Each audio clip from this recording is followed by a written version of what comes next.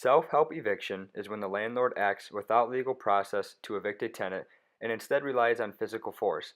This is no longer permitted in most states, at least for residential leases.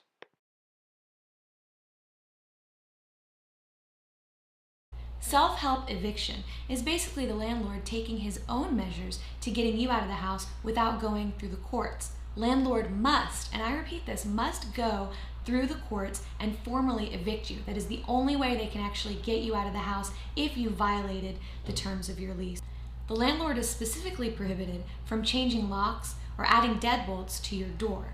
A landlord is specifically prohibited from directly or indirectly interrupting utility services, such as gas, water. A landlord is also not allowed to remove a tenant's personal property from the residence.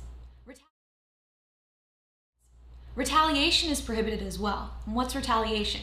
Basically, if you make a formal complaint against your landlord for him violating certain aspects of the health code, or if there's mold in your apartment, if you make that formal complaint and then you see that the landlord is going after you, retaliating, or if you feel that the landlord is treating you in a discriminatory manner, such as raising your rent and not raising the rent of others within your community, or interrupting any services in your home, or if you feel that you're being treated differently from other tenants.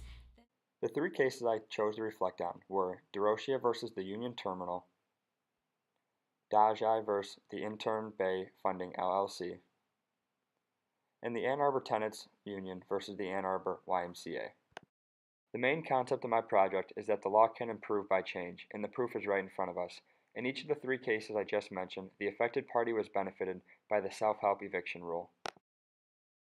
I chose to do my final project on self-help eviction because it shows the improvements that can be possible over time. A lot of laws and statutes are outdated and don't fit into the environment of 2019. In class, we have talked about the specific discriminating words in some aspects of property law, such as deeds, and I sided with the idea that it needs to be changed. I am an advocate for change in today's world. Adapting is essential to living life to the fullest. Technology, learning, the way people eat, everything we experience today has been improved over time. The one thing that I believe at times falls behind is the law. Here's a crazy Michigan state law fun fact for you.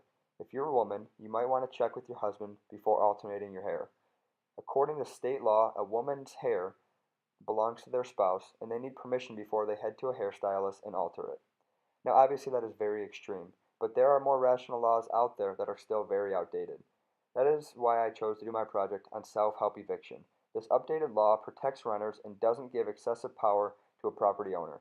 My thought is, if we can change a law like this to help the general population, why can't we continue to adapt laws and throw old and unused laws out of the books? Imagine coming home to your apartment one day and having your locks changed and all your valuables out on the curb for the picking. Yeah, I wouldn't like it either.